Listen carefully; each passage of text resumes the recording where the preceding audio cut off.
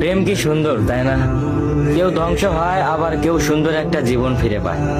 ভালোবাসার এই অদ্ভুত খেলা একটা জীবনকে শেষ করতে পারে, আবার সুন্দরভাবে গড়ে তুলতে পারে। প্রতিটা চোখের পানি বলে দেয় কারো মায়া কতটা ভয়ঙ্কর।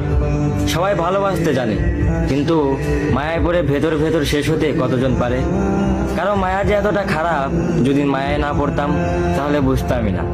ভালোবাসার মানুষকে নিয়ে বেঁচে থাকার কথা ছিল, কিন্তু তার হয়ে ওঠেনি, বরং তার স্মৃতি নিয়ে বেঁচে থাকতে হচ্ছে।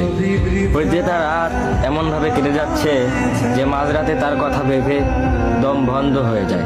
তাকে নিয়ে কল্পনার জগৎ সাজিয়ে তুলেছি, যদিও বাস্তবে তাকে পাওয়ার সম্ভাবনা 1% নেই। তবুও তাকে নিয়ে ভাবতে ভালো লাগে। ভালো লাগে তার স্মৃতি মনে করে উপন্যাস লিখতে, ভালো লাগে তার দেওয়া কথা মনে করে আফসোস করতে। তার সবকিছু ভালো লাগলেও তার আমাকে ভালো লাগতো না।